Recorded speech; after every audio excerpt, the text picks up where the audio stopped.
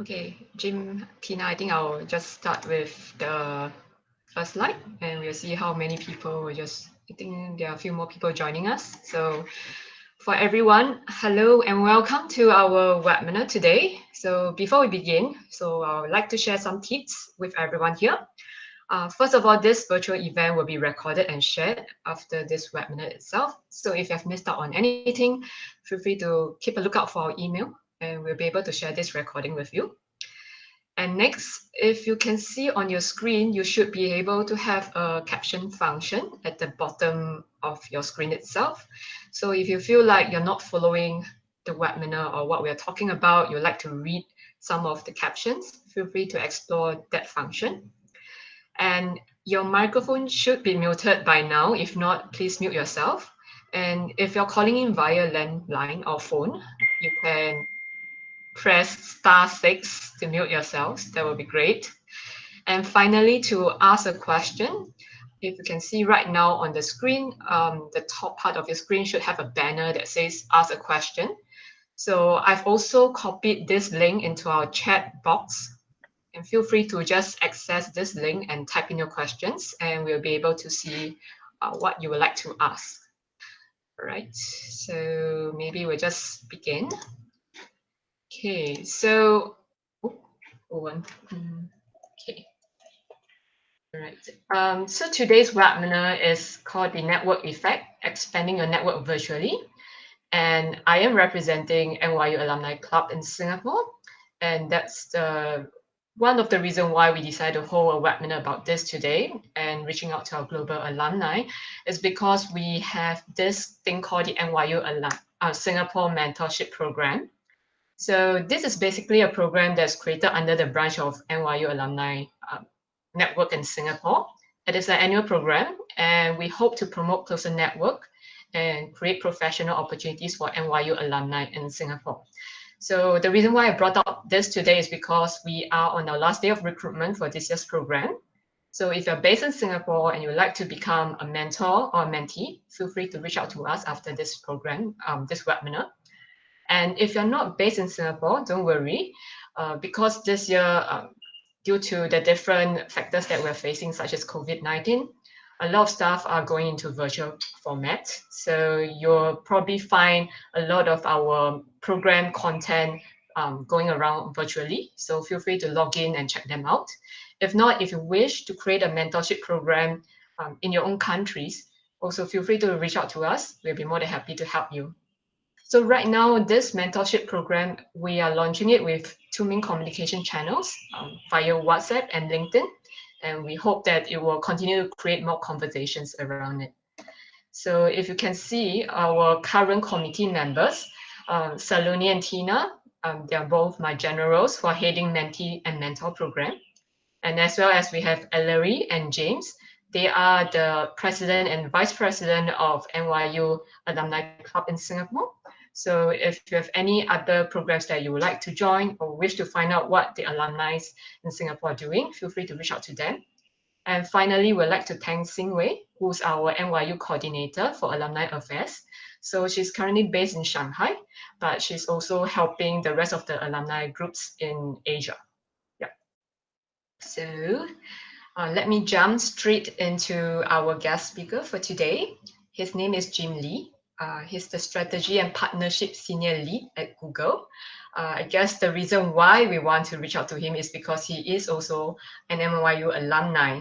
So Jim, are you there? Yep, hello. Hi. So Jim, maybe before we start, would you like to tell us more about yourself? Yeah, sure thing. So hi everyone, my name is Jim. I studied at NYU for my MBA, graduating in 2010, about 10 years ago. I work at Google and I work on strategy and partnerships. What that means is at Google is strategy is typically around figuring out whatever the product area you support, what do you want to do? What markets do you want to go into? How much do you want to invest? The partnership side then is sort of the next step there, which is figuring out external to the company who can actually help you achieve your objectives. What kind of capabilities are you looking for? What do you want to do in-house and what do you want to do externally through partners? So my job is to then negotiate those deals with those external partners. I had been doing that in the area of data centers and IT infrastructure for the last 5 years. More recently, I transferred to our YouTube division. Google does own YouTube, and I'll be working on partnerships for our YouTube product. I'm based in Singapore, moved here about 5.5 years ago from New York. First job out of B school was a consulting company called A.T. Kearney. So my background is a blend of technology and consulting. Yep, back to you. Yeah, so Jim, would you like to share maybe 3 personal experience you have of NYU before we begin? Yeah, sure thing. NYU is a good experience. Definitely, I actually moved from California to New York for B school at NYU. What's funny, I would say, is when I first had this opportunity to live in New York, I was a little bit apprehensive because I thought, well, New York, I'm gonna like have my whole life in this 1 mile by 1 mile, so like a square mile space, and then I'm gonna be like, everything's gonna be so crowded. And then with NYU, it's not like a single campus. I'm gonna have to jump from building to building, but not really, and like cross the city, but not really be in a campus, which actually was a little bit concerning. But then after being in New York and joining NYU, studying there, what I kind of learned was like, it's actually really neat, because then you do get embedded with the city, and actually to get things done, even from like one building to the other, you really do need to be in New York and take the subway and really be experiencing New York. So I think that was one thing that was really neat for me. NYU is not just about NYU, but it's really being a core part of New York, which is what I was seeking. Another thing, I guess, for me is what I really liked about NYU was that there was a lot of ways to learn different things, even on the academic side. So my training and studies leading up to my time at NYU was engineering. And so, in my mind, I was like, technology is the way to improve the world. You have to build really good products. During my classwork at NYU, I came across lots of classes and professors who taught things like marketing, for example. And that really opened up my eyes. Building a good product and being a great engineer wouldn't really move the needle as much as if you did incorporate things like marketing, where you really need to be able to tell your story and explain to users and explain to people why they should change their behavior, why their lives would be better. And I think the coursework at NYU really helped me understand that other more holistic view of how to make the world a better place. And then the third thing, certainly the students. So I'd say students, especially at the Stern School of Business, would be what I would call like dynamic. So during the day, it's funny, I'd be with my classmates attending corporate presentations, suit and tie, all formal. But that same afternoon or same evening, everyone would be, all the students at least would be really laid back, getting a drink together, kind of laughing and joking.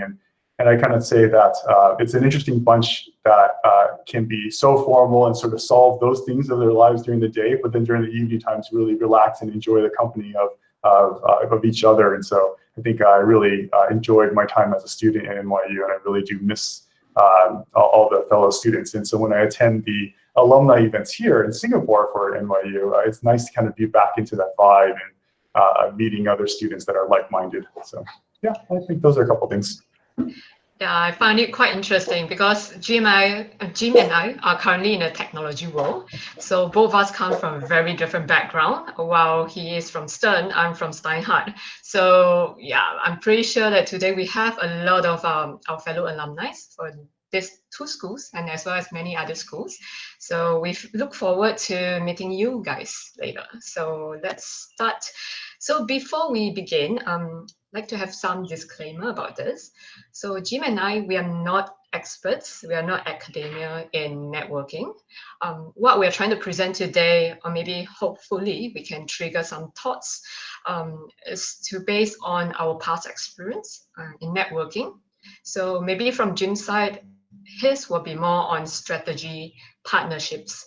From my side, if I can chip in a bit here and there, it will be more on creating community.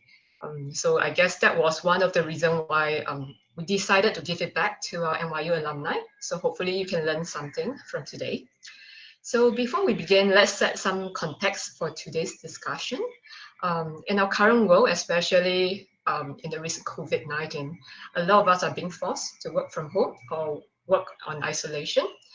We can no longer have face-to-face meetings. And through this, we start to see a lot of our meetings going into computer-mediated communication. Feel free to Google that later. It used to be one of the subjects I studied in school. But basically, what we are trying to see is the patterns of individuals are starting to merge together with social phenomena. They're starting to connect with each other, especially with the globalization effect. And a lot of people are getting access to devices, internet, networks, etc. And what we are starting to see is also the benefits of virtual social networking. I'm pretty sure some of you, or I guess most of you right now, probably have some form of benefits for having a social network presence online. So it can be to establish your brand leadership. Either perhaps you have an opinion of a certain topic, or if you know something slightly better than others, you have a tendency that probably we can share some of your thoughts online and generate conversations around it. So with that, you probably get the benefit of establishing who you are on the online presence, as compared to in the previous term where you have face-to-face communication. You have to go towards a certain person to let them know what you actually know about a certain topic.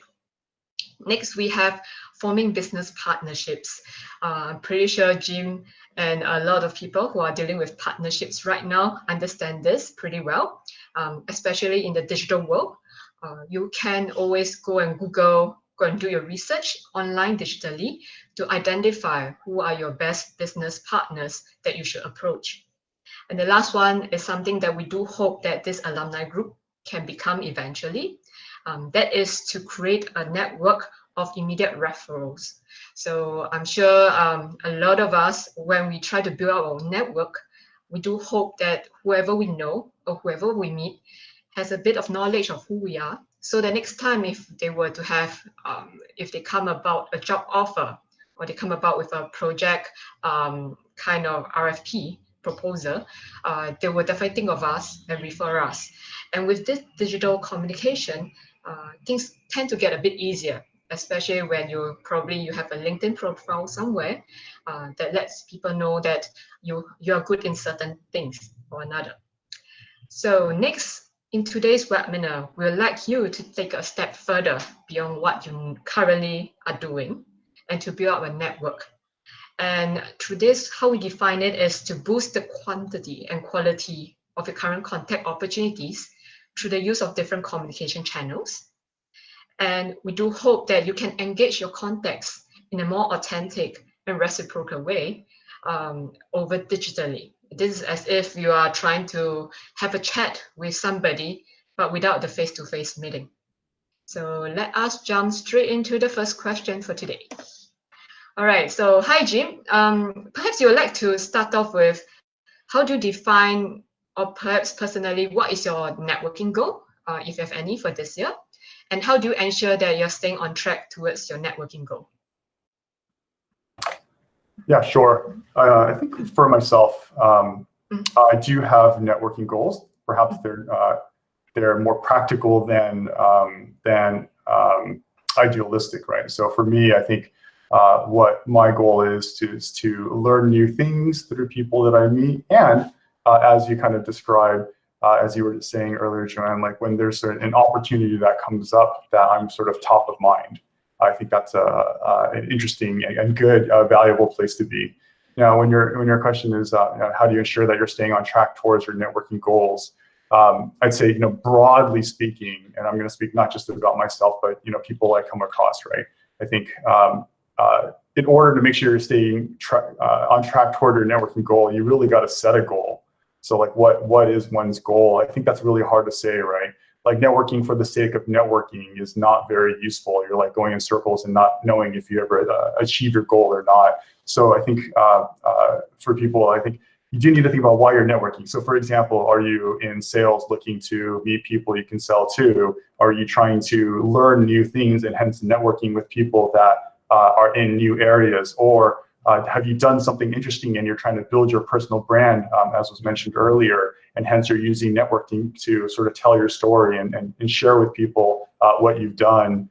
Or maybe it's you're hunting for a new job because you don't have one. Maybe it's you're hunting for a new job because you have one, but it doesn't check all the boxes of what you want. So I think that type of understanding why you're networking is actually quite important. Very difficult to answer, but I think it does set the context of why you would then go about networking. So then when you talk about like how do you know that you're on track, like after you have a goal, then you can figure out if you're on track by in a couple of ways. So for example, like for me, I like to learn new things. So for me, it's once in a while having a conversation, reaching out and talking to people about what they do so that I can understand sort of how the world works, understand something new, understand better what I'm doing and maybe some tangential areas. I'd say that if you're someone who is looking for a new job because you currently have one, but you want to do something a little bit different, then I think like, if the goal is to be at the right place at the right time for when an opportunity comes up, then I think it's a matter of making sure that you are reaching out to people and having good conversations so that you are top of mind when that comes up. So then being on track means that when opportunities do arrive, you are top of mind for that particular individual. I think it's challenging though, and I'm sort of spending a little bit more time on this like job hunt one because I think a lot of us are very focused on our careers. It's a numbers game in many ways, right? Out of every 100 good conversations, that will perhaps lead to one job offer, for example, right? So I think to a certain extent, it is a numbers game, but it's also ensuring that you have those solid, good conversations. A good conversation is one where you're really connecting, where the person you're speaking to will have you in mind when that opportunity comes up, and it doesn't feel unnatural. So I think like, depending on what your goal is, staying on track can permutate in different ways. So it could be, if you want to track progress, it could be a number of conversations and the time when you have those conversations, and thirdly, the quality of those conversations. Yeah, I'd say that's sort of how you track toward the goals. Yeah, and also when we are doing our mentorship program, there's also always an advice to all the mentees out there. Please do not go straight to a mentor and ask for a job. It doesn't make sense. It doesn't work that way. Partly because like what Jim has explained earlier, people need to know you before they even open up their networks or open up their resources to help you in whatever you want. Yeah. All right, so the next one. So what are some tips on how to expand your network using online tools? Guess this is pretty appropriate, especially right now. Yeah, so I might suggest splitting this question into two sub-questions, right? So one, how do you expand your network? And then two, how do you do so using online tools? I think expanding your network is something that people talk a lot about. And we should think about it not like online or offline, but just generally, how do you expand your network? The one thing I see time and time again, I will admit, on what people don't do as well as they could is think about the person they want to speak to, and from that person's perspective, what's in it for them, right? Like we have limited time, limited attention spans, and so we need to invest our time and attention as a scarce commodity in a sense, right? So if you are a networker looking to, and you're person A and you're looking to meet person B, I think one of the things to think about is, what does person B look for? Like, why should that person who probably has a job, hobbies, a family to take care of, why should they spend some time speaking with you? And the answer doesn't have to be that complicated, right? I think from my experience, people like to talk about what they do, and particularly among the NYU community, I'd say most of the people I've met either like to learn something new or give feedback on other people's ideas, or perhaps like to poke and prod and ask questions. So what I would say that if you're someone who's looking to expand your network, earlier, like I mentioned, know what you're going for, but also figure out what you can offer to the person who is going to invest time in you. I think that's really important. I think in an ideal world, yes, being part of the NYU community, helping each other out, like that's very good, and lots of people do that. But there's that certain other sort of subset or that sub-tier of people who are going to say, well, what's in it for me? And I do think that it makes sense to kind of think about that. So if you are the person who's looking to network, what are some things you can offer? I can offer some ideas on what you can offer. So one could be like talking about things that you've done that are interesting, that the other person might want to just learn from. A second one may be that perhaps you are offering or sort of you want some feedback in something that you're working on. You're looking for some insight, and you, as a way to set up that discussion, say like, hey, I've got this problem, I have some ideas, but I'm looking for some feedback. Looks like person B might be in the right industry or have the right experience. Could I have a few minutes of your time to get your feedback? Like that kind of thing, I think tends to, or has a better hit rate on getting responses. Or maybe even the third one, where it's honestly something like, hey, you're working in an area I'm not very familiar with. I'd like to learn more about that. Can you spare some time telling me about some of the things that you've worked on? I think that type of giving person B an opportunity to share some of their stories could be pretty well received as well. I think if a person who's networking just says something broad like, hey, saw you on LinkedIn, would love to connect. Like that's probably not as well received, because the person on the other end is going to say, what's in it for me? But why should I do this? So if I go back to this question, the second sub-question, I think, around what are some online tools? I think LinkedIn is definitely like the biggest tool. I'd say that with the tech industry, like Google in particular, we do use LinkedIn quite heavily. So I think that's definitely a good approach. I would also say, though, now that if you're on the LinkedIn platform and you see all these people, you do, as a networker, need to be pretty directive or pretty focused on what kind of person you're looking to meet. So what kind of industry, what kind of city, what kind of title, what kind of project. Like I think you do need to start to narrow in on some specific roles and some specific types of people that you'd be interested in. Just as an example, I wanted to learn more about all of this AI stuff before. And I wanted to learn about how the outside of Google thinks about AI. And I found some people who worked for this company called like C3.ai, and I just basically said, hey, you guys are working in a really interesting space, would love to learn more. And I was able to meet some people and speak with them actually over the phone in that fashion. So I think that's one of the ways that online tools can help. And then I think the last thing I would say is, although we have this COVID-19 scenario and people are getting more comfortable with video conferencing such as this, Google Meet or Zoom or whatnot, I wouldn't necessarily say that everyone is comfortable with it, particularly if it's for like networking purposes. So I think the more traditional approach of like asking for a phone number or an email address, setting up time and just doing something over the phone, or maybe here in APAC, it's having a conversation over WhatsApp is probably the best way to go. I'd say like if there's some thinking about using video conferencing for like an initial one-on-one chat, I'd probably tread a little bit lightly on that. I'm not sure where the social norms are there at the moment. So yeah, I guess those are my thoughts on expanding your network and how to use online tools.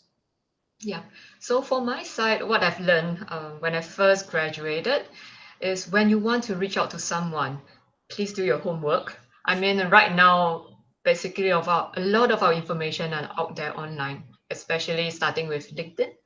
You can also go into like other social media channels beyond LinkedIn, such as Twitter, maybe Facebook, if they're open. Feel free to go in and see what this person that you're trying to reach out to are interested in. So right now, at least in the technology world, is a lot of people are using Twitter to talk about the topics that they enjoy. So that can be another resource for you to consider when you want to reach out to a certain person. Yeah.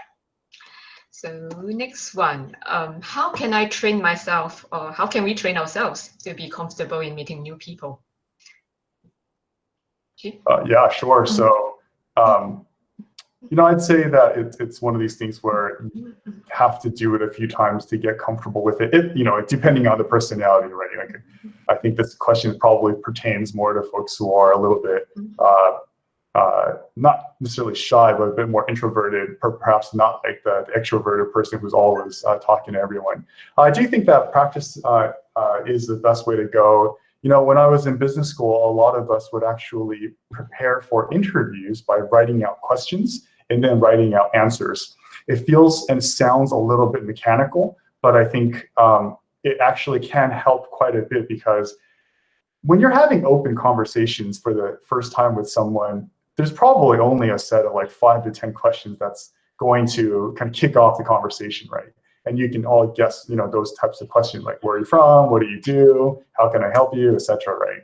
And writing out some questions in the process of actually writing out some questions prior to actually having an interaction can help you think through what you want to say and what you don't want to say.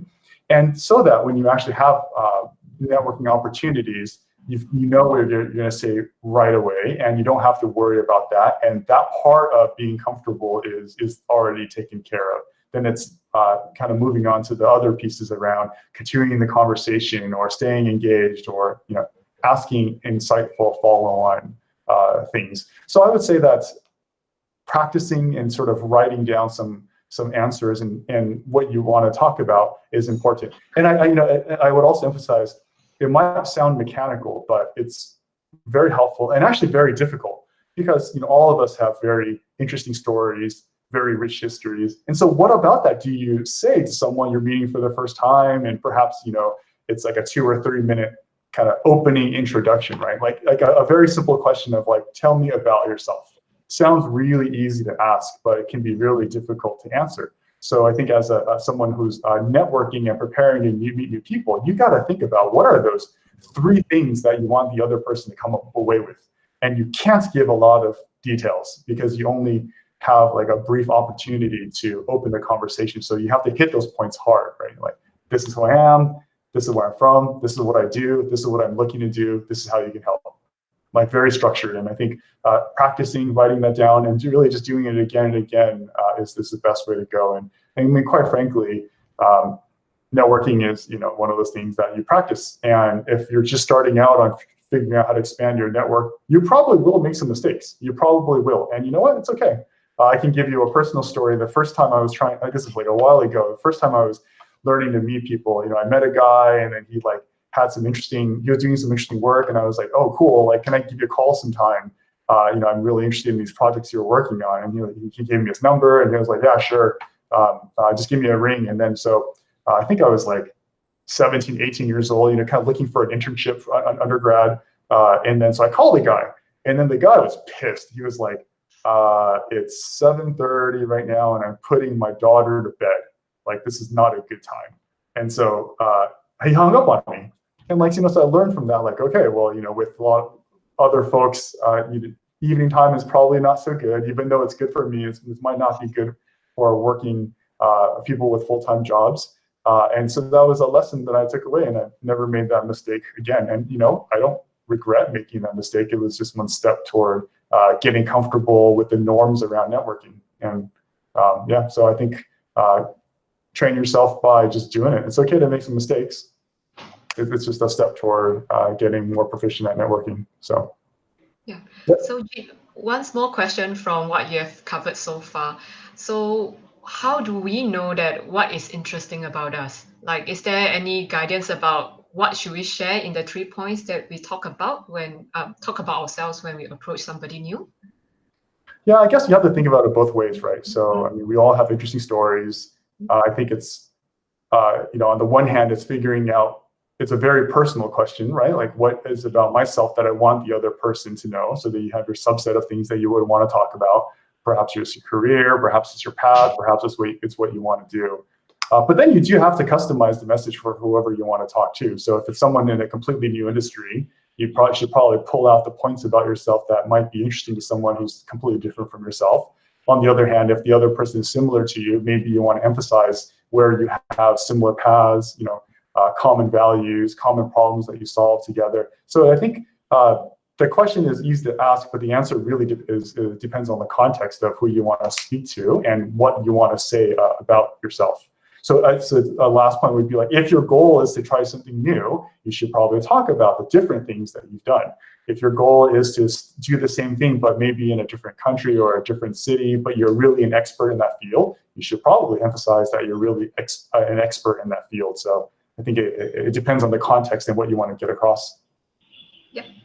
Okay, maybe let's move on to the next question. Is it necessary to be a super connector, and how do you become one? So maybe a bit of a background. What do you mean by super connector? So basically for super connector is people who has a lot of networks. So for example, just now we mentioned earlier, if you like to have a referral, this person is probably one who can help you, definitely, because he or she probably knows somebody who is looking for what you're asking for. So maybe Jim, you can just share with us, is it necessary, or have you seen a super connector person before?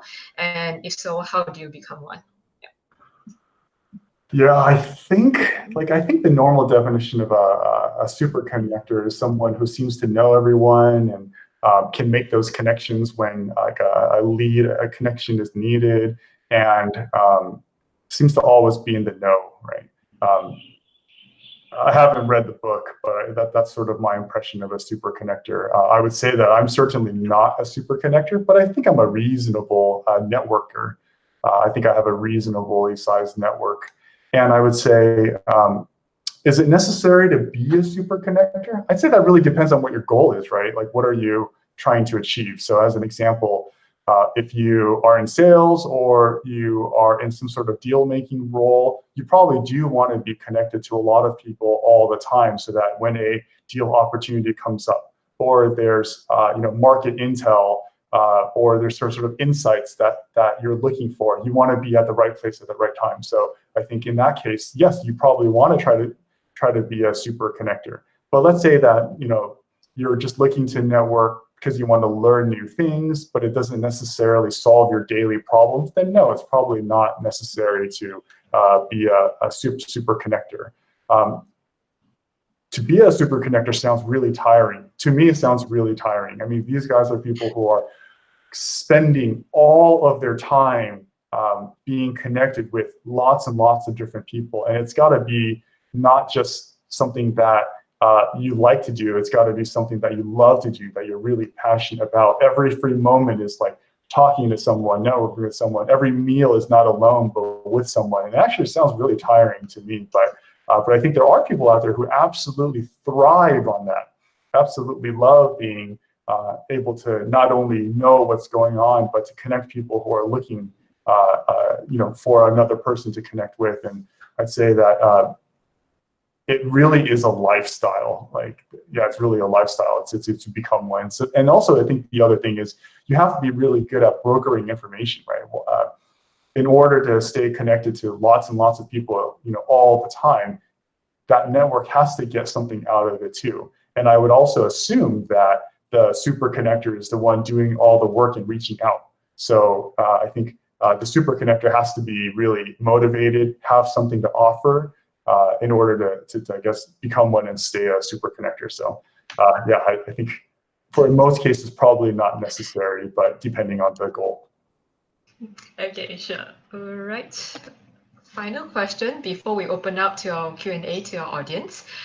So what can we do online now that we can't meet up with anyone? Besides just reaching out, giving them a LinkedIn message, is there something further that we can do beyond that? Yeah, I would say there's lots to do actually. So the reaching out and the trying to have a connection over LinkedIn is only one step of the way, right? I think some of the things I was mentioning earlier around thinking about what you can offer to someone you want to speak to requires a lot of work. And I think some of the things that you can do online to build up that tool set is things like publishing things, right? Like writing articles. So Medium, LinkedIn has like a platform you can write things on. Maybe it is like a Twitter feed, blogs. I think these are things that where you can write about things that you're passionate about, that you're interested in.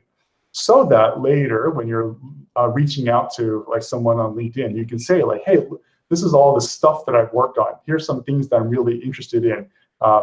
This is me. Like, will you be willing to spend some time networking with me? And maybe we could talk about some of the stuff that I'm really interested in. Like, I think that's actually really a good way to demonstrate that you're interested in something, as opposed to just a generic like, hey, can you spend a few minutes talking about a particular subject?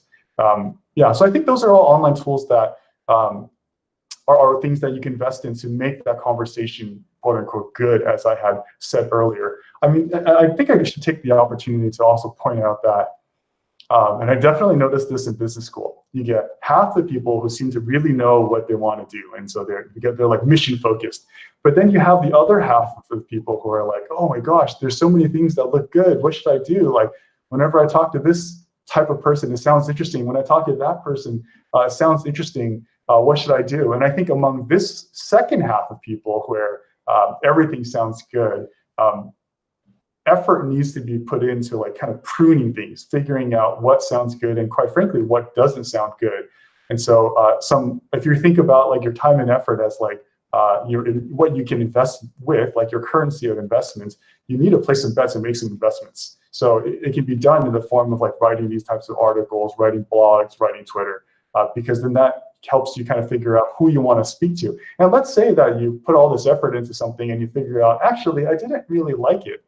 I think that's okay, right? That's actually progress, because you've kind of pruned the tree. You've kind of figured out what subjects you're not interested in, and then you can go and focus on the things that you are either for sure interested in or you might be interested in.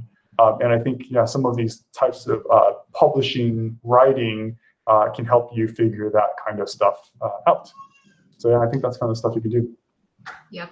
And especially right now, since we have slightly a bit more time without traveling to work, there's always an extra hour or two for you to maybe create some content, use your creativity to create some content, create something, open up your own online profile on some sort of social media platform.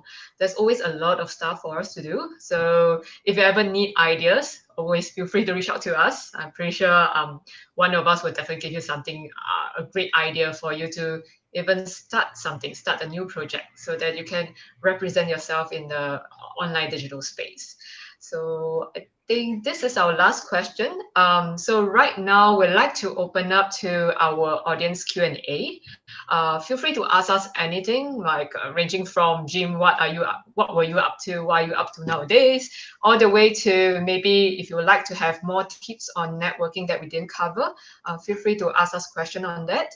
So just like to repeat myself again, in order for you to ask a question, please feel free to go to the link that you see on the top of your screen. Yeah. Oh, all right. I think we have a question here. All right. So this is involving brokering information. That's a good tool that Jim just mentioned, especially when you're trying to be some sort of connector in some way.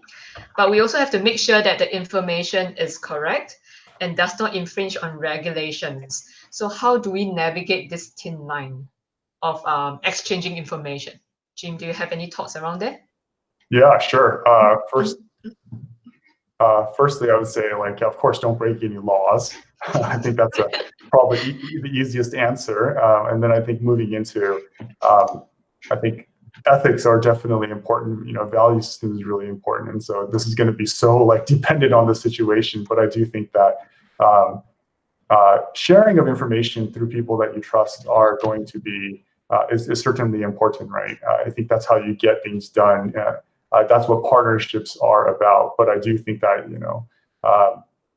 it is important not to say something that would give you, and I'm assuming this is like a little bit more financially focused, finance industry focused. Certainly don't want to be in a situation where you're sharing information that the market doesn't know and would put you into something that's ethically a dilemma. I'd also say that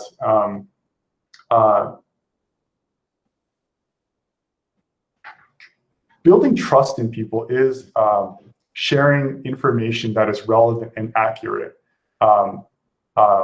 And it is a very important tool. And it doesn't always have to be like market insights or secrets, right? In many ways, it's also just sharing your experience or sharing things that you learn, which might be true and accurate for you, but not necessarily true and accurate for someone else. But I think that having that conversation and actually talking about differences in experiences can be very, very valuable as well.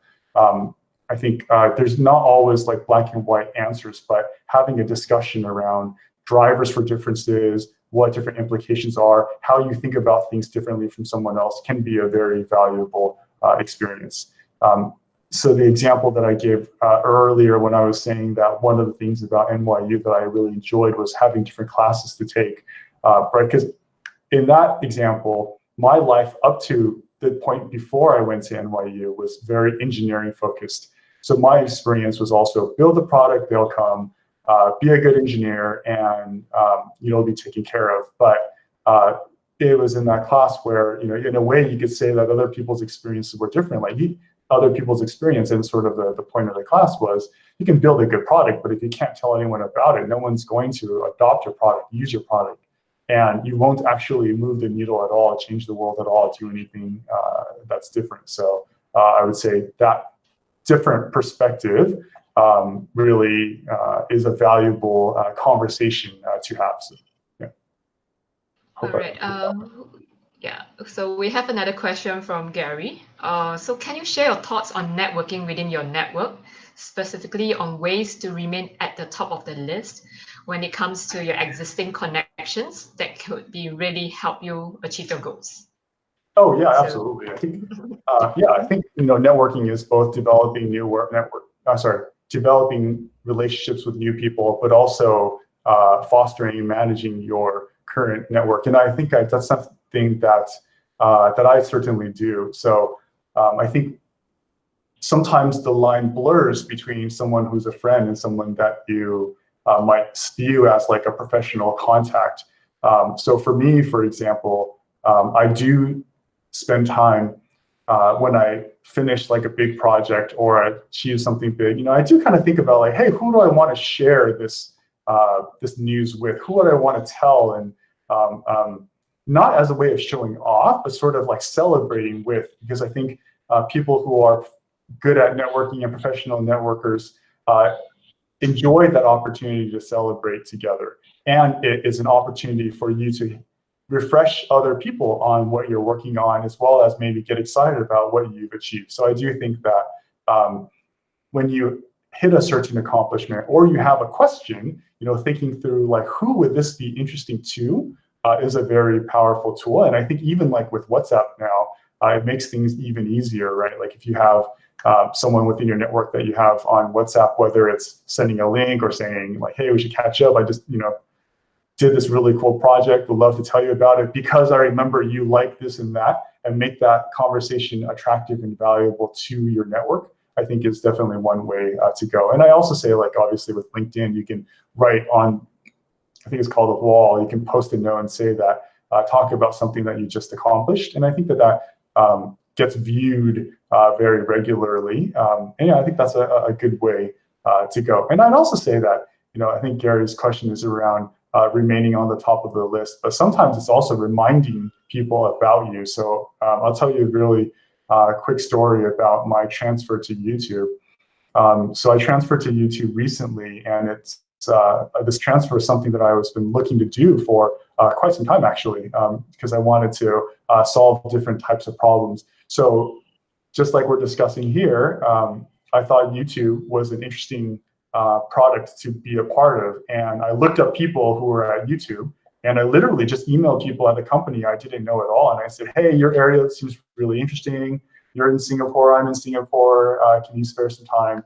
And I did this with a lot of folks and had lots of conversations. And sure enough, like, quite some time later, when a job opportunity came up via our internal job posting site, I saw it, recognized the hiring manager, and then kind of responded to the email I had sent him, many, many months ago, and said, hey, I see you've got this new role pop up. Could we talk about it? And that's how I successfully landed this transfer to YouTube. I think the aspect of meeting someone before and then sort of re-pinging that person helped me be successful at making that transfer. So. Yeah. All right. So we have one more question. Oh, all right. Oh, Gary say yes. Thank you. All right. This is from Tina. So with work from home, people are more open to meeting and conversing. So when we go back to work and people will get busier, how do you see this progressing? And what can we do to take further those conversations? Yeah, so I would say that I wouldn't necessarily think about it as work from home or not. I guess from my perspective, networking is networking. Like you meet people, you learn through your network, you offer something to your network, and it should be happening all the time. It's just how it's done is a little bit different. And then I guess maybe you could even say, since everyone's stuck at home having cabin fever, maybe that does result in people being more open to meeting and conversing online. But I do think that yes, when how do I describe this? People react to what's in front of them. And so when people go back to the office and maybe you have other things in front of you, yeah, there'll probably be a little bit of a dip in effort in networking and people being busier with other things that are right in front of them. But I would also say that you're going to have like the groups of people who are in that camp I just described and not focus on network as much anymore. But then you'll also have the other group of people who are still very open to networking, and perhaps that this opportunity reminded them about the benefits of networking. And then I think hopefully those individuals in the second camp will be more motivated to reach out and meet people. And I'd also go further and say that networking should be something you're doing like all the time. It shouldn't be something you only do when you're looking for a job. At that point, it's like too late. I think that echoes some of the points, Joanna, you were making earlier. I think networking, you should, assuming that your goal is to meet people and learn new things and be top of mind for your network, it should be something that's actually done on an ongoing basis. And it does take effort, right? It definitely does take effort. And sometimes I will say though, you'll see on LinkedIn, you'll see someone get like a great job and you're like, well, how did that person get that great job? Like, I wouldn't be surprised if that individual had been networking for some time. And when I say networking, that means meeting new people or telling their story or celebrating their successes with others so that when that opportunity came up, they were top of mind. So I think to answer Tina, your question directly, I think that some people will indeed commit less time to networking, but there's going to be also a group of people that's reminded, hey, I really should be doing this because it's not just about what I got to get done today, but it's the broader, my career, my life that would benefit from me putting some time into networking. Yep. Oh, cool. We have one more question. So do you think it is necessary to do an MBA to transit from a IC developer to a PM or strategist?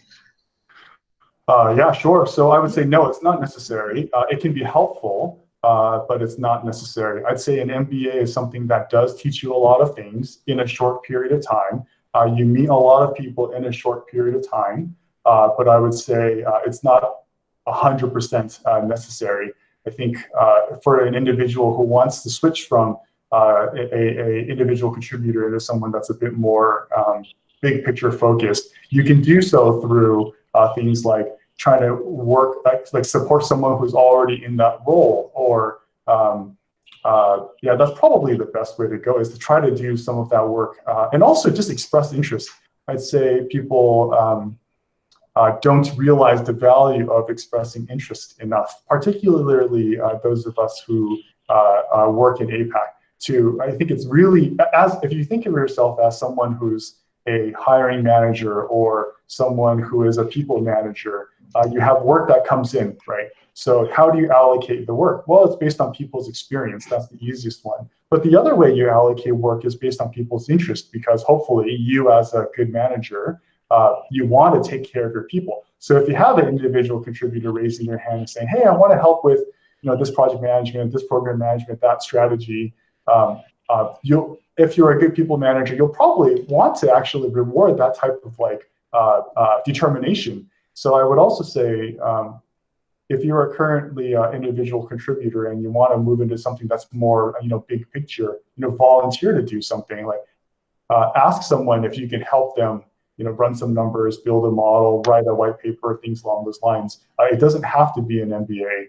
An MBA is also like a really big commitment, right? Because you're based on NYU type of program, you're committing 2 years to, and you're not making any money in those 2 years, and you're moving to another country potentially. So it's a really, really big commitment. Does it have to be the step you take to become more PM strategy-ish? No, it doesn't have to be, but it is one path to get you there. But there are other paths. Yeah, I think it leads nicely into the next question from Tina. So I guess Tina is asking more towards maybe Jimmy, if you can chip in too. She's asking about how do I do to keep updated with the volume of information and data I need. Well, right now I'm in the marketing comms role in fintech. So they are curious to know, how do we even manage the amount of information that we receive each day and use it appropriately to our work. So maybe I'll just start first. For my side, basically, I work in a very small company called R3.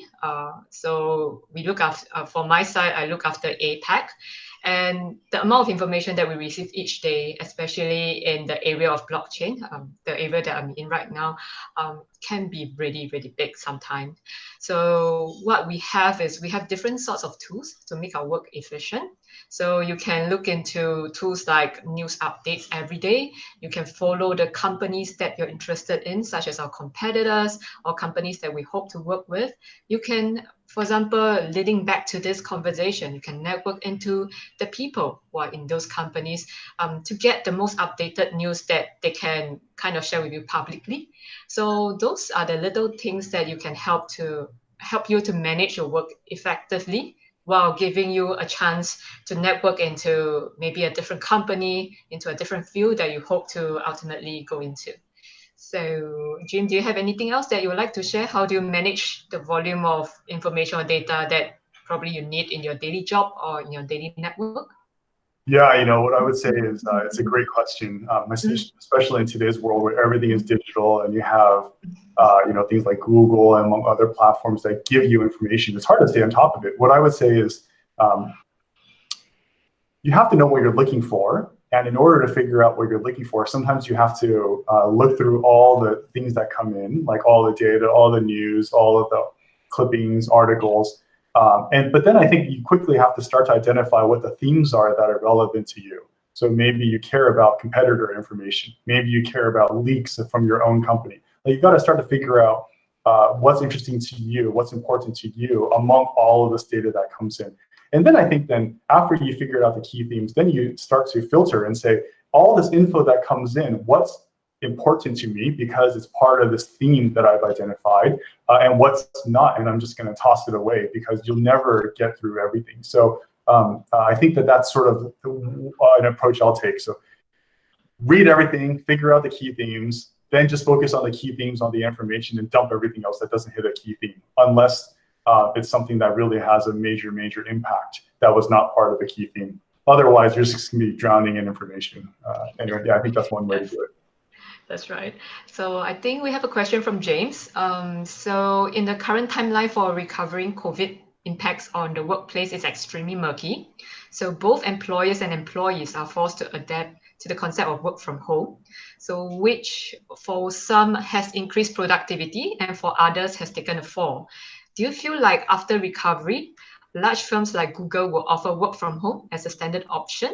And as a manager, will you take a stand for the select team member who are as productive at home as in office?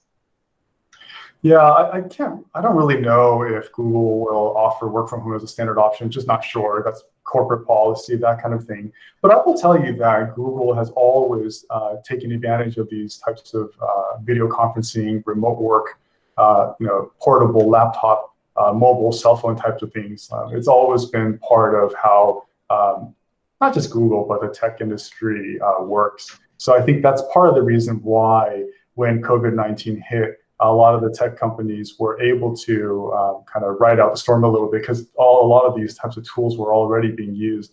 I'd say here in APAC in particular, lots of teams travel, lots and lots of teams travel. So these tool sets were already existing. Nothing had to be contracted for, bought, integrated into the company. So I would say I'm not able to offer an opinion about whether work from home will be a standard option, but I would say that the tech industry, this type of tech industry, has always been very comfortable with people traveling for work, and hence I think that type of ability to get work done while you're not in the office will continue.